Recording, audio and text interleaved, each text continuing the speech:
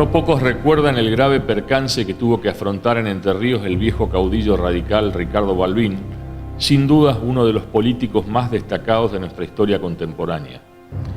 Balbín llegó a Paraná el 1 de marzo de 1973 como parte de la campaña para las elecciones de ese año y reunió en un acto a unas 7.000 personas. Balbín representaría por última vez a su partido como candidato presidencial. Tenía enfrente a Héctor Cámpora de la mano de Juan Domingo Perón. El general había regresado al país un año antes, después de 18 años de exilio. Eran elecciones especiales con mucho fervor, después de un largo y sinuoso camino de gobiernos militares. Pero Balbín nunca pensó que iba a atravesar una situación tan dramática en Entre Ríos que lo tuvo al borde de la muerte y que tuvo como resultado una víctima.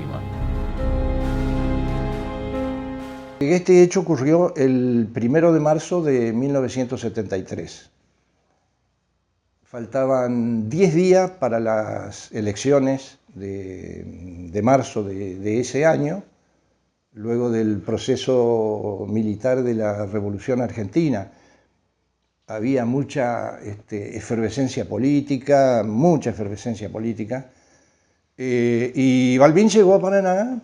En realidad venía de Victoria, Diamante, y la noche anterior al incidente estuvo en Paraná, encabezó un acto frente a la Casa Radical, donde nucleó entre 7.000 y 10.000 personas.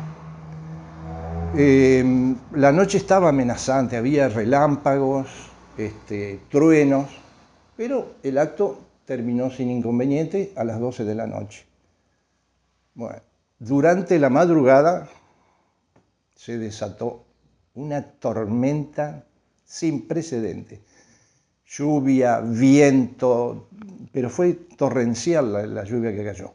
La topografía entrerriana hace que los arroyos corran encajonados. Entonces, cuando comienzan a cargar agua de los campos y de la lluvia, terminan desbordándose e inundando los campos vecinos. Bueno, eso es lo que pasó en el arroyo Las Tunas. Alrededor de las 10:30 de la mañana, Balbín llega hasta el arroyo Las Tunas al frente de una caravana de vehículos.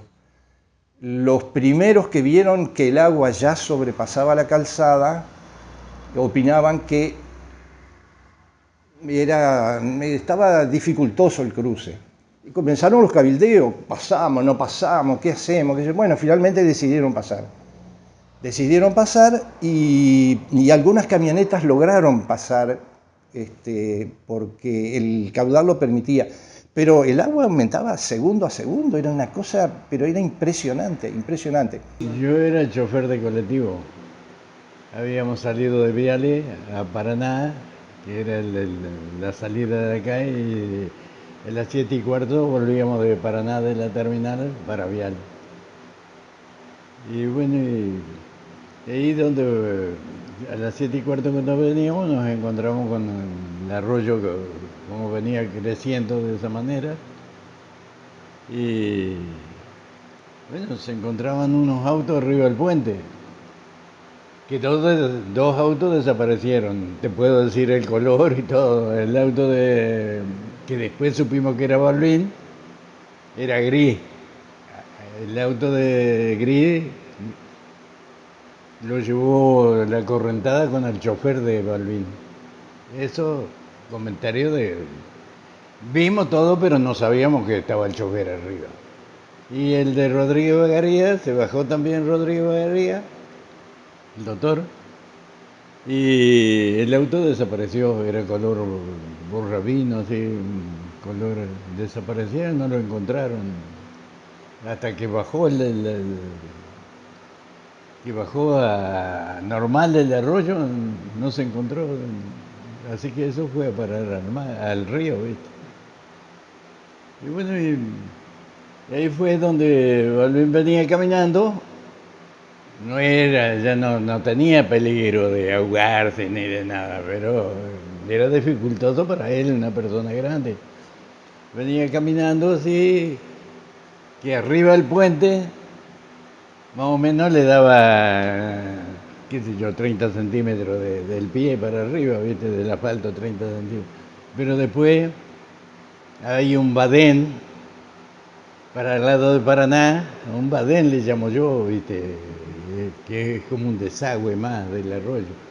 Y ahí ya era más hondo, entonces Wagner, trabajaba conmigo, se metió, al agua y fue y lo agarró de la mano y lo sacó. Él era guarda del colectivo en la empresa San José, que hacía el recorrido de Viale a Paraná. Ellos hacían el recorrido, habían salido, creo que era en esa época a las 5:30 de acá, llegaban a Paraná y después 7:15, 7:30 salían de vuelta de Paraná para Viale. Cuando llegan a ese lugar se encuentran que el arroyo se había desbordado y que estaban todos los vehículos con la gente, algunos adentro y otros afuera, y no se podían mover. Entonces, qué sé yo, no sé si lo sorprendió a todos, qué fue lo que pasó, que nadie se animaba a nada. Entonces iban unos camioneros no sé si eran de Villaguay o del lado de Villaguay. Entonces uno de los camioneros le dice, si alguien se anima, yo tengo una soga, dice, si alguien la quiere agarrar del otro lado para que se prendieran la gente que estaba ahí parada en los autos. Y bueno, dice que parecía como que nadie se animaba mucho hasta que él se animó y el hombre del camión le tiró la soga y él con otros la agarraron y para que se pudieran prender los ocupantes de los autos. Y bueno, como es, sí, fue un momento muy crítico. Aparte, ellos tampoco ni sabían que quiénes eran los que iban en los autos. Después se supo que que era el doctor Balbín con su señora y no sé, los acompañantes y los periodistas que fueron los que sacaron las fotos. Ellos se iban, habían estado de reunión, no sé qué, en Paraná, y se iban para tomar un avión para irse a Córdoba. O sea, y con su comitiva. Y bueno, fue cuando le pasó ese momento así y bueno, y el chofer del auto de Balbín no alcanzó a salir. O sea, el agua se llevó el auto con él adentro y no se pudo no se salvó. Y la señora del doctor Balbín le decía a mi esposo que dice que era el chofer de ellos de toda la vida. Y dice que lloraba muchísimo ella porque claro, se veía que ya el hombre se había ahogado. Mi padre era una persona que siempre nos hizo participar de la empresa. Por ejemplo, trabajar desde chico, a mis hermanos lo mismo, ¿no es cierto? Y bueno, todo lo que a él le pasaba, le sucedía en el camino, nos contaba en familia, a veces en los almuerzos, porque cuando la época que fue intendente, a mí me tocaba comer con mi padre desde las 2 de la tarde en adelante. Los almuerzos eran muy tardíos y como la familia es antigua, comía el padre primero. Bueno, cuando se sentaba el padre estábamos el resto de la familia reunidos. Hoy día yo veo que los jóvenes, por costumbres o por la vida moderna, nos lleva a que por ahí uno come a las 11 menos cuarto, otro a las 12, otro a la 1. Cada uno hace su vida de acuerdo a los horarios, ¿no? Que demanda la vida moderna también. Ahora, lo que sí me alegra de este hecho puntual, que es lo que salvó la vida de Balbín y del doctor Perete, de su esposa en aquel momento de Balbín, fue la solidaridad que hubo, que esto habla de la distancia que hay entre aquella época política y la de hoy, que la grieta hace lastimar mucho. Hay cosas que por ahí se dicen que son muy personales y se ponen en manifiesto en el Congreso y en la Cámara de Diputados, que nada tiene que ver con lo que la sociedad demanda. La sociedad está haciendo un esfuerzo enorme para pagar sus impuestos, para que el país funcione, Y bueno, justamente los muchachos del Mundial también están haciendo un esfuerzo para darnos una alegría deportiva.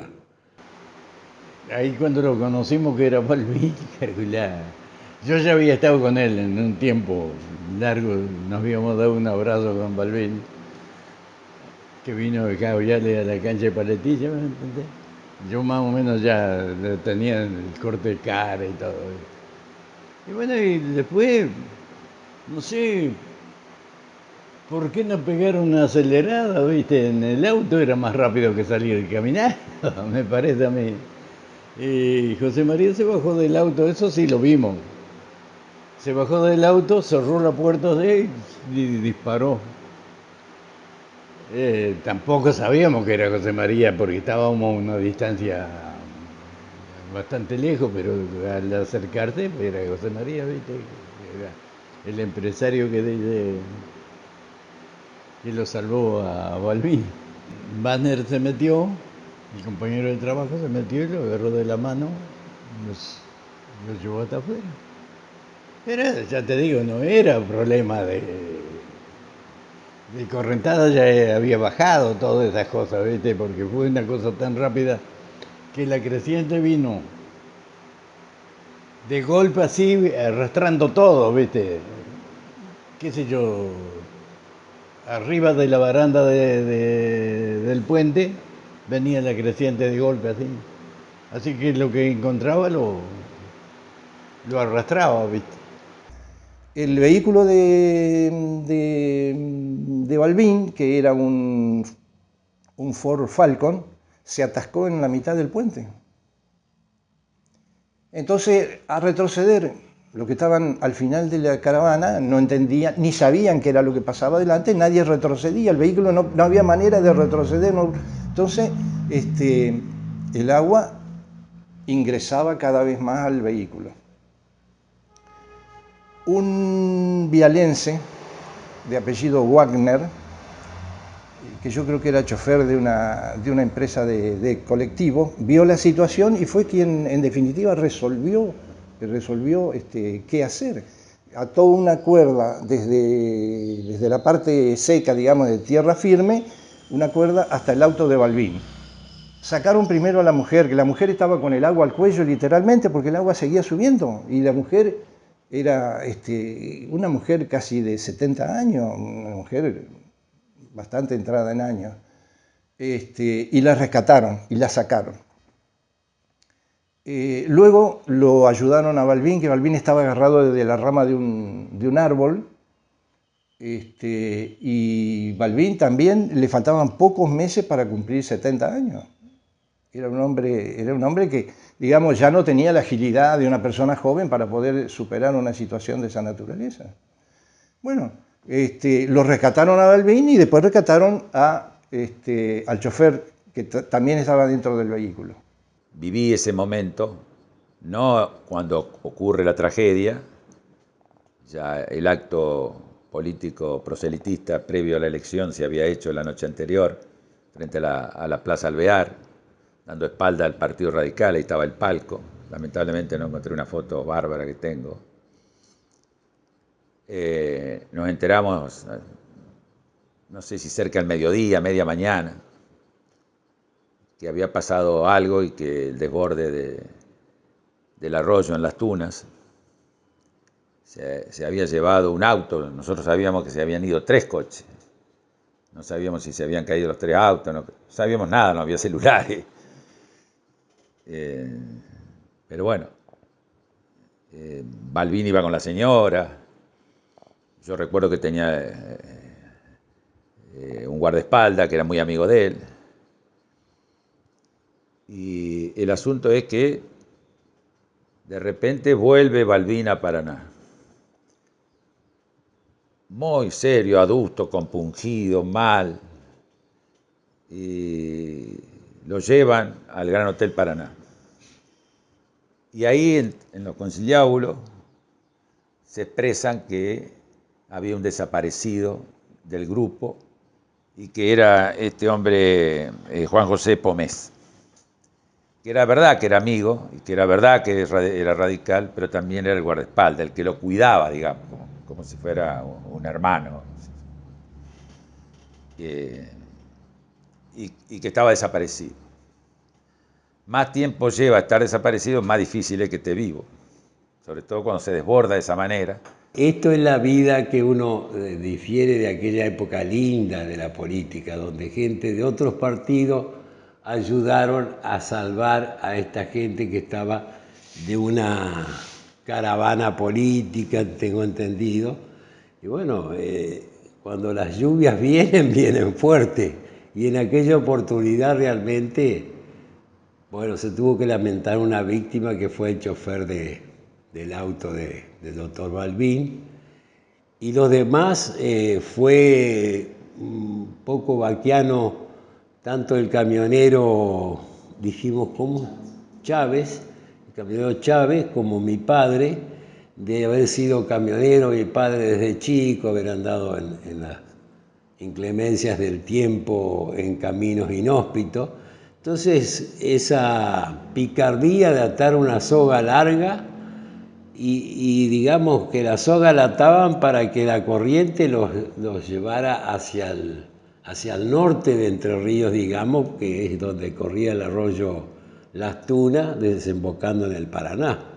Entonces, hasta esa picardía tuvieron de poder llegar al auto de esa forma, ¿no es cierto? Buscando que el agua los lleve al lugar que ellos querían llegar. Y bueno, tal es así que hay una de las fotos que se pueden ver de que él sale abrazado con el doctor Peretti.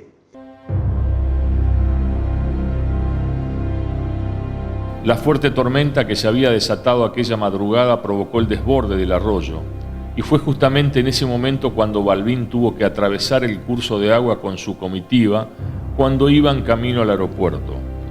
Había una cola extensa de autos y camiones en ese momento.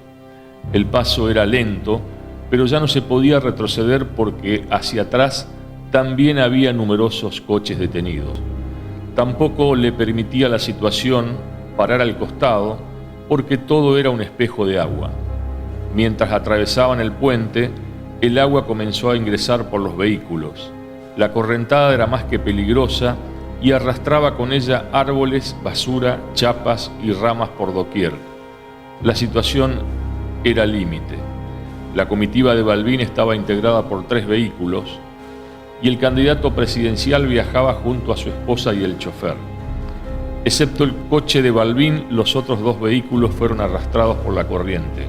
La mayor parte de los ocupantes de los autos pudieron ser rescatados en medio de gritos, angustia y desesperación. Pero no todos corrieron la misma suerte. El cuerpo de Juan José Pomés, dirigente radical y amigo de Balbín, que oficiaba de guardaespaldas, fue encontrado al día siguiente a más de 2.000 metros del lugar donde cayó. Su cuerpo sería llevado a sus familiares en Buenos Aires al día siguiente para ser sepultado en aquella ciudad. El espejo de agua que hay viniendo hacia Paraná,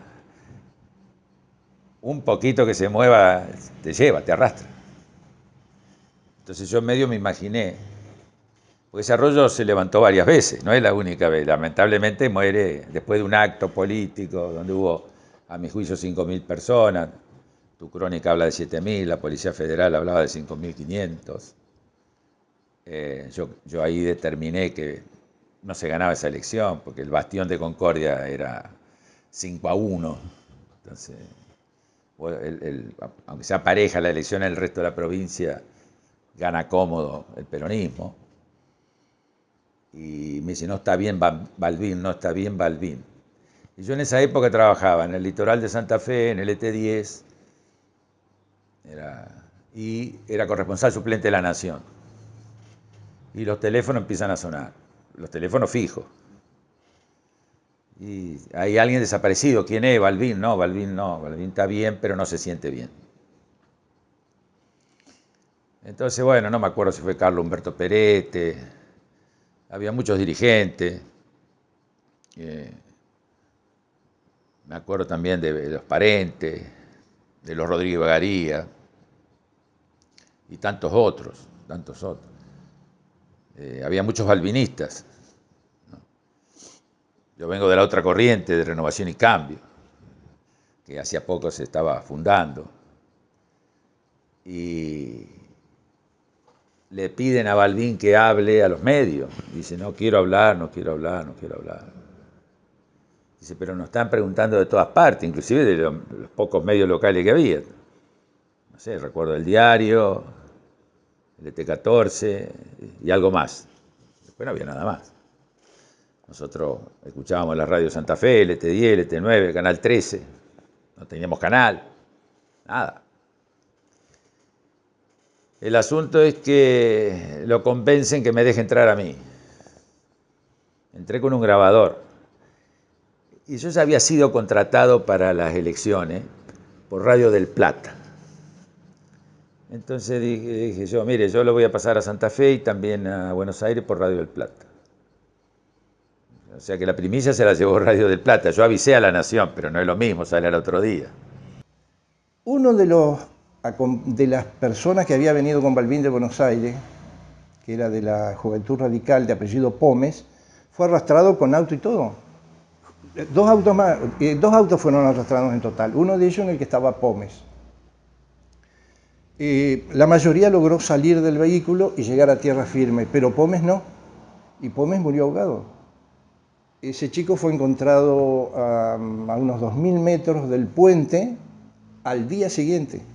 Balbín no suspendió la campaña, regresó a un hotel de calle Urquiza situado frente a la Plaza de Mayo, conocido hotel. Bueno, ahí se cambió, le secaron la ropa, le lavaron el traje, y a la tarde volvió al aeropuerto de Paraná y abordó uno de los dos aviones, había alquilado el radicalismo, dos aviones de pequeño porte, de muy poca capacidad, para pocos ocupantes, que había alquilado en Buenos Aires el radicalismo y que eran los que lo trasladaban a Balbín de ciudad en ciudad en su campaña proselitista. De todos los golpes de Estado que arrancaron el 6 de septiembre de 1930 con Hipólito Yrigoyen, se fueron sucediendo, gracias a Dios hoy estamos en una continuidad democrática, la más sólida, que vamos a cumplir el año que viene 40. En los años 73 también veníamos del golpe, de los golpes de Estado, y la política estaba, después de haberse armado todo el proceso democrático, estaba en un auge. Balbín, según tengo conocimiento, porque no soy cogeneracional de ese hecho, soy de 1963, pero como soy un apasionado de la historia y de la historia argentina y de la historia obviamente del radicalismo, estuve repasando y gran parte de los que pudieron haber estado hoy aquí conversando con vos ya no están. Y bueno, el hecho fue un hecho inusitado porque el arroyo, que se suscitó el hecho, sucedió una cosa imprevista, los autos fueron arrastrados, muchos, porque se invadía el agua de la manera increíble que se había desbordado el arroyo. Venía Ricardo Balbín y venía atrás don Eduardo Laurencena, señor, me dijo el escribano Melihovich, que es uno de los pocos correligionarios de aquella época que no asistió al evento, pero que conoce porque él trabajaba en el estudio de don Eduardo Laurencena, y el auto de don Eduardo también fue arrastrado, a tal punto que después le decían al auto de don Eduardo Laurencena, quien fuera diputado de la Nación, el anfibio, y ahí ocurrió el hecho del auto de don Ricardo Balbín, que venía con su señora. Y justo da la casualidad que venía un vecino de apellido Warner de Victoria, que logró con una soga, fíjese usted acá que rescaté las fotos para usted y para el programa, acá en esta foto se observa con claridad cómo fue rescatado Ricardo Balbín y su esposa con una soga, con ese vecino de Viale que los rescató y logró sacarlo de la correntada. La correntada era enorme, acá hay otra foto que muestra el momento que va saliendo la esposa de Ricardo Balbín, era una correntada importante, y se dan en esas tormentas y en esos terribles aguaceros se dan estas circunstancias que, mire, a tal punto, así estaba la ruta donde ocurrió el hecho. Felizmente, Ricardo Balbín y su esposa no sufrieron otro percance, pero sí falleció no dirigente, pero un allegado a Ricardo Balbín, un militante de apellido Pómez, al cual obviamente Balbín al regreso pudo asistir a su sepelio. No sé si habré estado 6-7 minutos. Fue muy breve la entrevista, que él no se iba a mover de Paraná hasta que no apareciera su amigo. Esa fue una frase que no me voy, no me voy, no me voy. Bueno, 24 horas menos al otro día, a 2000 metros, imagínate, ya cuando dijeron 2000 metros, no esperes nada, ¿no? Y bueno, ocurrió lo que ocurrió, quedamos mal, lo vimos mal, y no teníamos nada para resolver positivamente, salvo confortarlo, los más cercanos. Yo no era cercano a Balbín, era un joven, yo estaba en la Juventud Radical, digamos, en esa época. Quien ayudó el rescate de Ricardo Balbín y su esposa fue el vialense Luis Roberto Wagner, quien volvía de Paraná en el momento mismo que desbordó el arroyo Las Tunas. Wagner, junto a otros vecinos, tendieron una soga desde tierra firme hasta donde estaba el coche del dirigente radical. Así lograron rescatar a Balbín, a su esposa y al chofer de ambos. Los tres acababan de ser salvados de una situación extrema que podría haber sido fatal también para ellos. Bueno, un poco lo que ya había contado Mami, el tema de la joda, la chanza que siempre era por el tema en esa época. Yo cuando era chico siempre lo acompañaba a mi viejo en muchas de la salida, de las reuniones, sobre todo del club o de talleres, lo que él fuera, y que cuando salía algo de la política o algo, siempre era el tema de cargarlo, de que un peronista que salvaba a un radical, digamos. Un poco esa era por donde uno conocía la anécdota, venía un poco más por ese lado que por la anécdota en sí, más allá de que después por ahí, bueno, haber leído el artículo y demás, venía un poco más por ese lado, porque uno era chico y entonces, bueno, venía un poco por ese lado el conocimiento de la anécdota, de haber tenido que animarse a salvarlo en ese momento y después que si bien él sabía nadar porque cuando era chico vivían en el arroyo, vivían cerca del arroyo y estaban todo el día en el agua, pero no es el saber nadar como hoy que te enseñan que va a una academia, sino que era saber defenderse en el agua, y de hecho era súper respetuoso con el agua, porque yo me acuerdo que cada vez que salíamos nosotros, él siempre nos recordaba la frase de que el agua no tiene brazos para agarrarse. Entonces, y aún así de todo, y con la situación de correntada y todo que se pueden ver a la foto, haberse animado a hacer eso, digamos. Pero bueno, yo porque lo conozco, o porque es mi papá, o por lo que sea, sé que ni lo hubiera dudado en hacerlo, digamos. O sea, tiene que haber surgido y tiene que haber sido el primero que levantó la mano para hacerlo, digamos. Así que bueno, ese es un poco mi anécdota, creo que viene un poco por ese lado, digamos. Los autos no estaban el de Rodríguez Bagaría. A Rodríguez Bagaría lo llevó la correntada y se manoteó en un árbol. Era un árbol finito, viste que se amacaba el árbol para todo el lado, estaba como bandera el arriba. Viste la correntada, estaba prendido y estaba como bandera, así. Y bueno, y vinieron los de la base aérea que te comenté también. Estuvieron ahí, lo sacaron a Rodríguez Bagaría, ya venía bajando de golpe, porque bajó de golpe. Después que pasó eso, nadie supo nada de por qué vino esa creciente así de golpe. Nadie se explicaba. Los vecinos de ahí del barrio, había una familia Guerre pero a la casa más o menos 2 metros dentro del agua. Y no se explicaban porque ellos siempre vivieron ahí, nunca se explicaron por qué. Fue tanto, tal vez la lluvia, y cortó algunos tajamares, no sé de dónde nació esa agua. Nunca se me dio tampoco para andar preguntando tanto. La verdad, no demasiado. Más allá de cargar lo que sé yo, alguna vez le pueden haber preguntado, la verdad que yo mucho no lo recuerdo. Pero, porque bueno, porque un poco era chico, un poco, era la joda siempre esa y siempre, bueno, era un tema recurrente, digamos, y por ahí, bueno, pero él no era tampoco ni de andarlo contando, ni era algo de lo que, si saliera porque alguien lo cargaba a él, no porque él lo anduviera contando. Él nunca hizo, como quien dice, salir a contar lo que había hecho, no, al contrario. O sea, si salía el tema era porque alguien se lo mencionaba de ese modo, más que porque él lo contara. No, en ese sentido nunca. Él no era porque fue un hecho que le tocó, él estuvo ahí en ese momento y actuó de esa manera, pero no era algo que él saliera a contarlo o a decirlo, digamos, más que lo que pudiera surgir por algún comentario así. La dramática situación vivida por Ricardo Balbín en inmediaciones de Paraná llegó a tener trascendencia nacional, en especial por el fallecimiento de quien había sido su amigo y guardaespaldas. Fue un golpe fuerte para el líder radical y también para el radicalismo entrerriano. Eran tiempos difíciles por esos días y la tragedia enlutó la campaña electoral.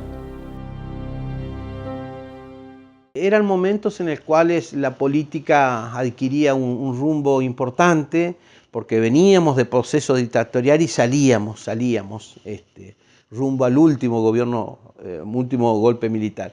Ahí Ricardo Balbín fue candidato a presidente y se dio una cosa insólita. La primera fórmula era Balbín Gamón, un hombre de Córdoba, y se permitió el cambio de la fórmula cuando hubo la segunda vuelta, y la segunda vuelta fue Balbín de la Rúa, porque de la Rúa había sido candidato a senador en la capital federal y había ganado las elecciones. Entonces en la segunda vez, la segundo tramo, se le permitió el cambio de las fórmulas que querían y la segunda fórmula fue Balbín de la Rúa. Yo vine al Partido Radical, a la política, después de Malvinas, y vine en el albor de lo que es esa democracia y de lo que fue la renovación que representaba Raúl Alfonsín. Pero con los años, uno va recordando y reposando y mirando, representó para mí una de las cosas más importantes frente a la lucha política, por momentos que hasta fue media salvaje con Perón. Para mí Balbín representó lo que fue el proceso de dignidad, de lucha y de tutelaje de lo que era el radicalismo. Había que confrontar con Perón, había que estar enfrente de Perón, era una dimensión política muy grande, y para mí Balbín fue el héroe de la resistencia democrática y de la resistencia política frente a un peronismo que era avasallante, que era muy fuerte. Solamente lo escuché una vez en un discurso, tenía un discurso atrapante, tenía un tono de voz increíble, lograba que las masas prestaran una atención y una inflexión de la voz increíble. Pero por esas luchas, Balbín pudo hacer lo que hizo, ese gran discurso en la despedida frente a Perón muerto. Este viejo adversario viene a despedir hoy a un amigo. Y por esas luchas también lograron hacer un intento de acuerdo que lamentablemente no se dio, obviamente por peronistas y obviamente por radicales que no entendieron el tema del abrazo. Yo cuando pienso en Balbín, pienso, digamos, 3 o 4 momentos importantes de su historia y de la historia política argentina, ¿no? En primer lugar, digamos que hay un momento de formación de Ricardo Balbín, momento de su juventud, donde participa como militante del irigoyenismo. Hipólito Yrigoyen triunfa en las elecciones en 1916, fue el primer presidente elegido democráticamente en Argentina, con el voto masculino todavía en esa época, y va a ser reelecto en 1928 con un altísimo porcentaje de los votos, se va a transformar en el primer caudillo popular contemporáneo. Yrigoyen y Balbín va a ser un militante joven, incluso va a tener un cargo por ahí, una intervención que el irigoyenismo hace en Mendoza. Es decir, son sus años de formación, sus años como irigoyenista. Yrigoyen muere después, en el 33, después de sufrir un golpe de Estado en el 30, empieza lo que se llama la década infame, donde conservadores y militares se repartieron el poder en Argentina, en una Argentina que entraba en crisis su economía, entró en crisis el modelo exportador después de la caída de la Bolsa de Valores de Wall Street en 1929, y una crisis económica.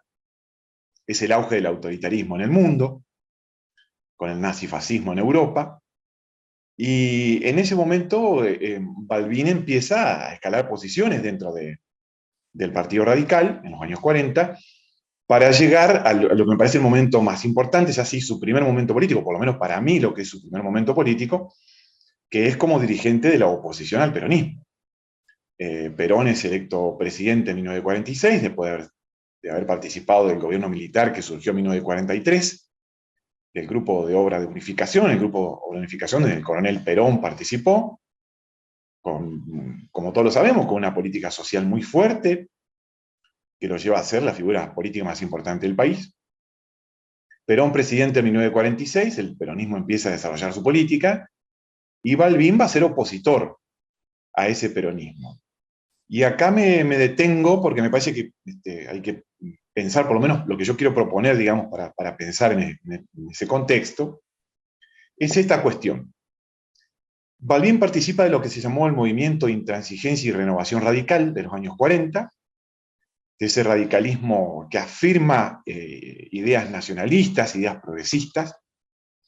El movimiento Intransigencia tiene idea de nacionalización económica, que era una idea muy fuerte que tuvo en todo el siglo XX, es una idea que le impulsó el socialismo, pero no solamente el socialismo marxista, las distintas revoluciones socialistas que se hicieron en el mundo, que impulsaban un nacionalismo económico muy fuerte y la estatización de los medios de producción. Y buena parte de los partidos políticos argentinos compartía esas ideas sin ser socialista, digamos. Cuando uno revisa los documentos de la historia de las ideas políticas argentinas, que es una historia muy rica, se encuentra con estas cosas.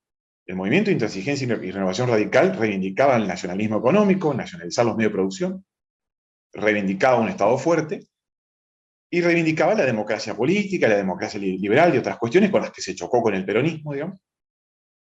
Pero yo me detengo en esta cuestión. Balbín participa del movimiento Intransigencia y Renovación Radical, que tiene una posición nacionalista muy fuerte, y sin embargo se enfrenta al peronismo, a un movimiento que está llevando adelante buena parte de esas ideas nacionalistas económicas a su manera, maneras que Balbín no compartía con Perón, pero el fondo de las ideas me parece que tiene un parentesco, que es interesante para discutir en la historia argentina. Cuando yo voy a correr un rally de Montevideo a Club del Lago, en Punta del Este, también allá en el Uruguay, ¿qué anécdota hubo? Me dice el doctor Perete, pero usted es Daniel María, ¿y qué es de José María? Yo soy el hijo. Ah, usted va a cenar conmigo acá en la embajada, porque había hecho un agasajo para todos los pilotos del rally internacional, donde había paraguayos, argentinos, uruguayos corriendo ahí en el Uruguay. Así que tuve el placer de cenar al lado de él. Y dentro de las anécdotas que me quedó el doctor Perete, le digo, ¿por qué con la cucharita le saca el gas al champán para brindar? Y porque me carga de gas el estómago, entonces me gusta tomarlo sin gas. Mirá los recuerdos que tengo del doctor Perete, vicepresidente después de la República. Él recordaba, por eso me preguntaba si yo era hijo de José María o qué familiaridad tenía con el hombre que lo sacó abrazado de ese accidente que tuvieron, ¿no es cierto? De haber crecido tan de golpe el arroyo Las Tunas.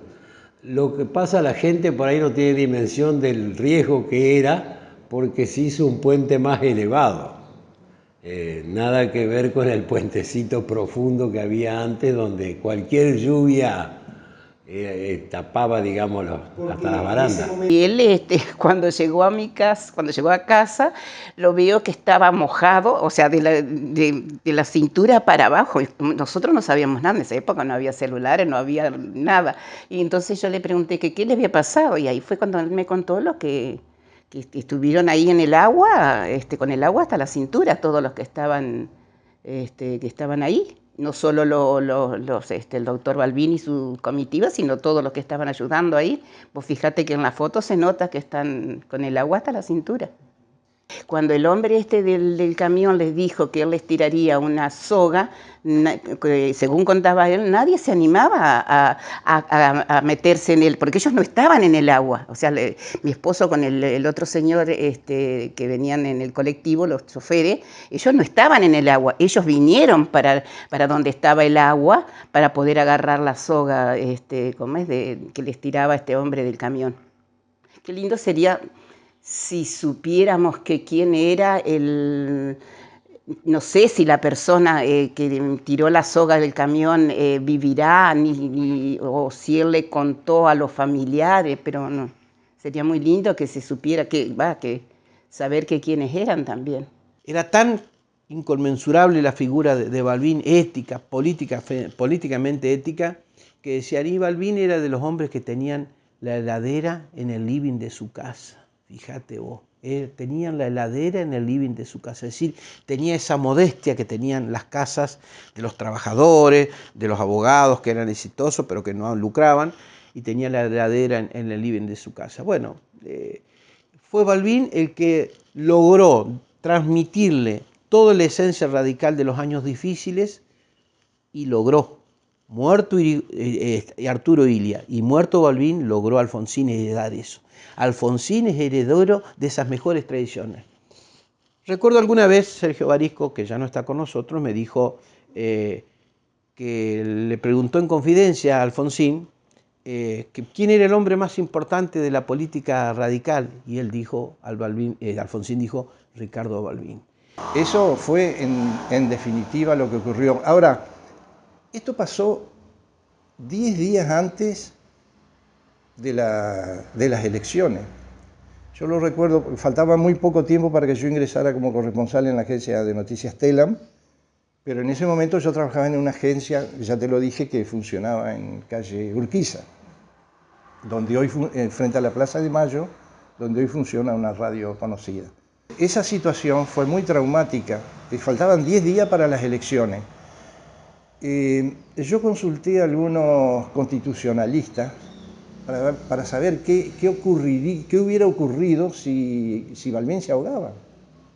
Es decir, se continuaba con el proceso electoral, se suspendían las elecciones, el candidato a vicepresidente pasaba a ocupar la presidencia y elegía un nuevo acompañante de fórmula.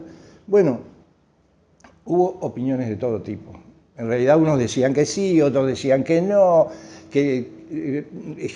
Lo que pasa es que ya estaban distribuidas las boletas.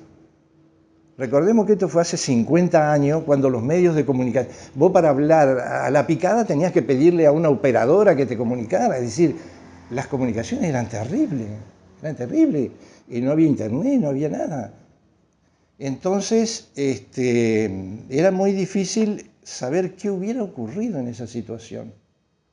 De cualquier manera, la palabra final la tenía el presidente de facto, Lanusse, que sería quien iba a decidir, porque el gobierno era de facto en ese momento todavía, y ellos eran quienes iban a tener la última palabra. Si se continuaba con el proceso, si se suspendía el proceso, o qué se iba a hacer.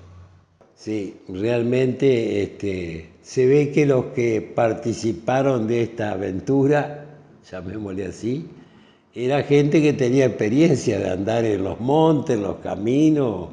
Por ahí mi padre iba a recolectar pavos, tal y así que tuvo el premio del Layton de Santa Fe por ser el argentino que más pavos exportó a Inglaterra en aquella época. Entonces le dieron trofeos y demás. Y bueno, él andaba mucho en los montes y él me contaba que por ahí se largaba a llover en Crucecita Séptima, estaban a 40, 50 kilómetros de la casa y tenían que pasar hasta 6 días a veces hasta que secara el camino y poder salir de esos caminos de tierra con pasos muy profundos, como esas calzadas o puentes que vos decís. Y sabía nadar, pero no tanto, digamos, como un nadador semiprofesional o amateur.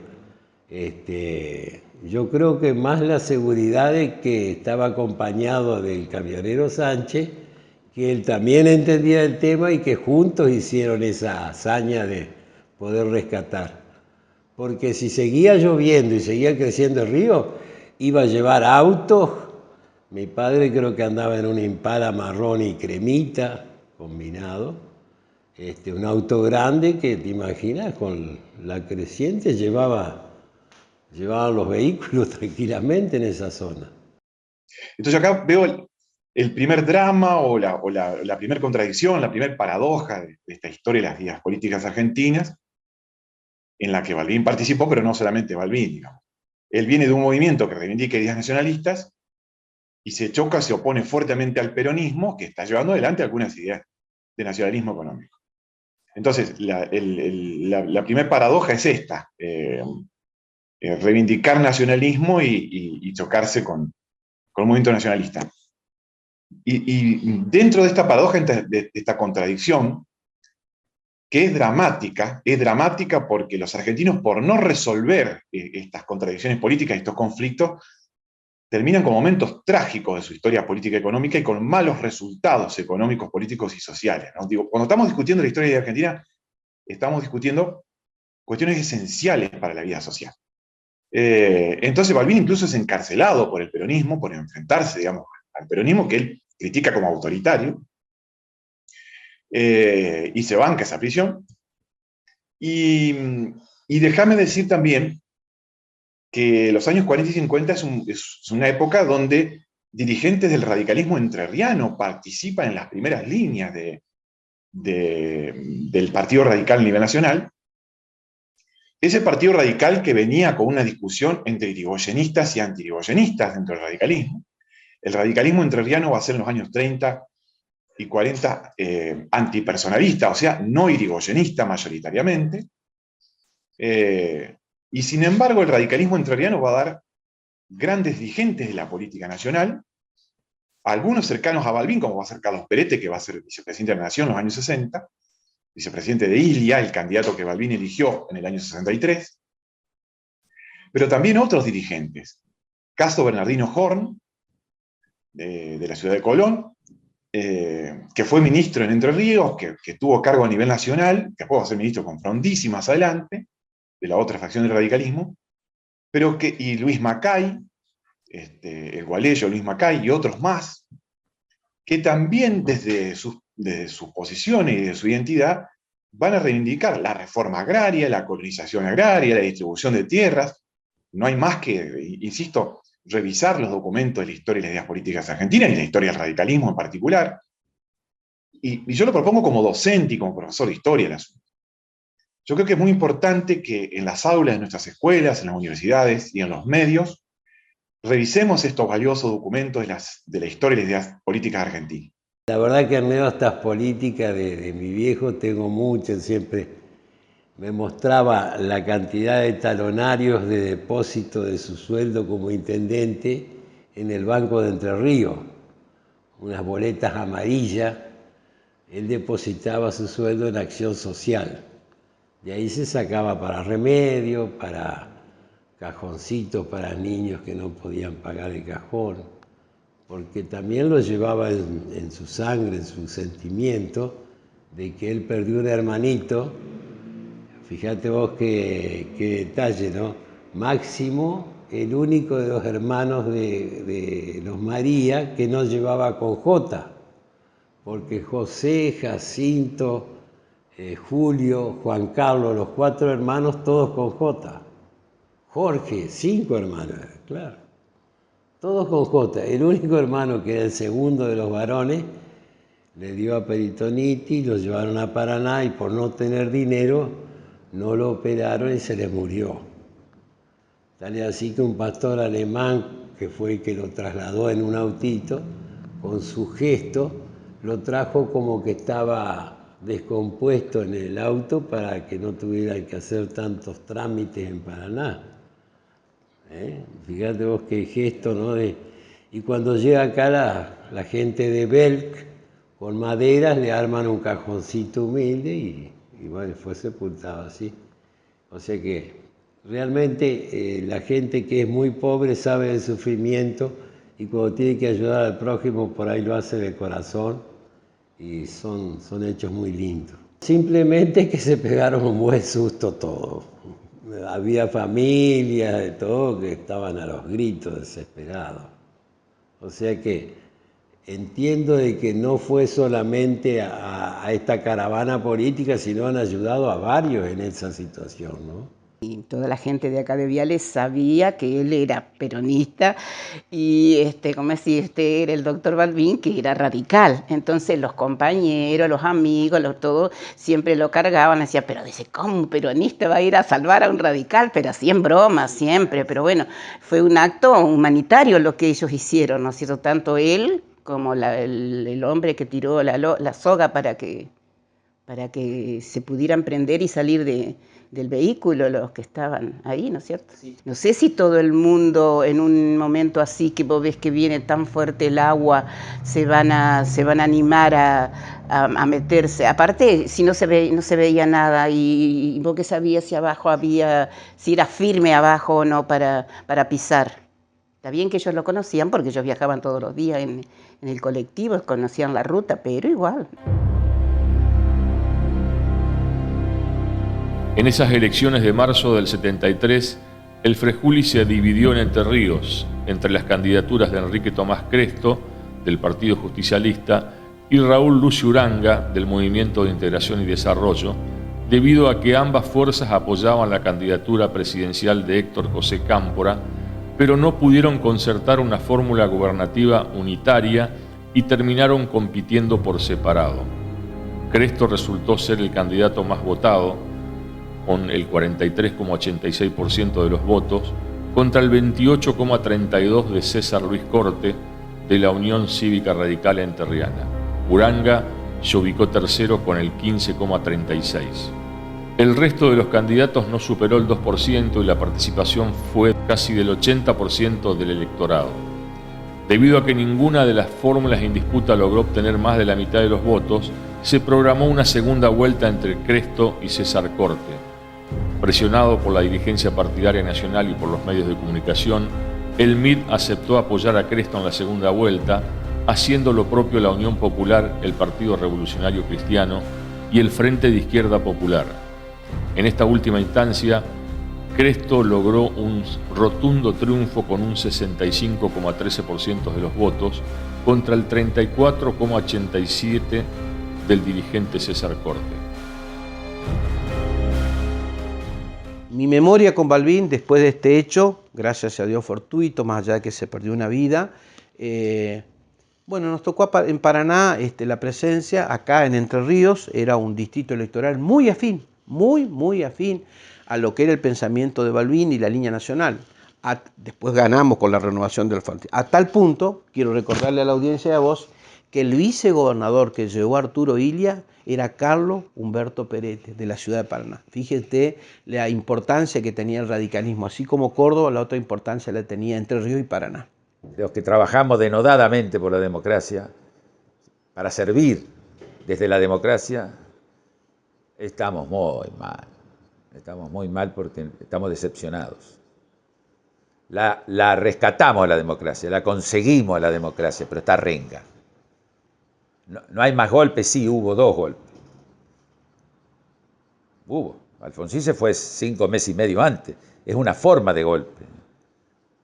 Porque ya había un ganador que le podía decir, bueno, vamos a hacer las cosas juntos, no se vaya, quédese, entrégueme el mando. Esos símbolos que son tan fuertes. Bueno, y el otro golpe fue orquestado.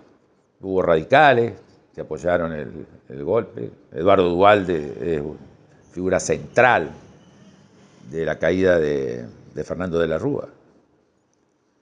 Y bueno, y de ahí viene el de Barajuste peor todavía, hasta nuestros días. Nosotros no podemos tener esta situación económico-financiera que tenemos, la miseria que tenemos, la indigencia que tenemos, la falta de trabajo que tenemos, la falta de educación que tenemos. Ninguno le rinde homenaje a Balbín, un austero político que nunca comercializó su vida política.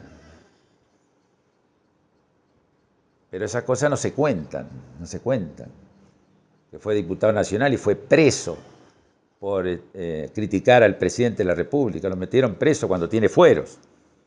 Y el presidente de la República era Juan Domingo Perón. Y con él después se dio el abrazo en Gaspar Campo. Y bueno, dijimos, puede ser que esto cambie. Y no sé, parece que los argentinos tenemos un mal endémico que la democracia la queremos un poco, pero nada más. Mi pensamiento político en la vida radical arranca con Leandro N. Alem, sigue por supuesto con Irigoyen. Yo soy miembro de Número, o sea que voto, soy miembro del Instituto Nacional Irigoyeniano, son los dos institutos nacionales reconocidos por ley, así que soy defensor de la figura de Alem, de Irigoyen, de Levenson, de don Arturo Illia, que sigue vigente como el estandarte de la ética política. Reivindico las luchas de Ricardo Balbín, porque había que construir política con Perón en su momento, y obviamente creo que Balbín logró, con el último balgón de esa democracia, lograr que subiera Alfonsín y lograr ser él que consolidara el proceso democrático. Creo que son todos parte de una especie de rosario de la democracia argentina. No se puede escindir uno de otro, para mí. Me duele, porque yo lo conocía a Balbín. No era balbinista yo, pero nunca fui balbinista. Yo quería más energía, había que enfrentar la situación de otra forma. Y había que llegar a acuerdo con el peronismo en aquella época. Porque no todo era malo, había sectores muy buenos. Pero bueno, escapa mi poder de convicción. No tengo más para decirte, porque yo no estuve en el hecho. Dije, ¿qué voy a ir a hacer hasta allá? A ver qué.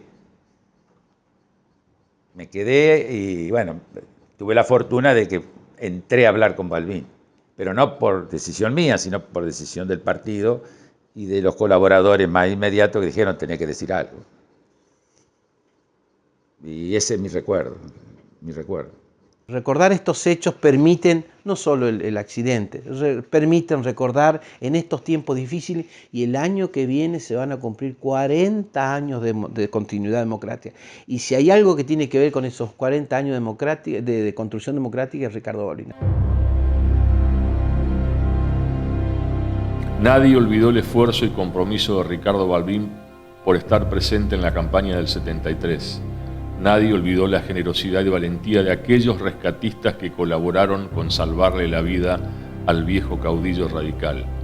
Y muchos lo siguen recordando con cierta emoción.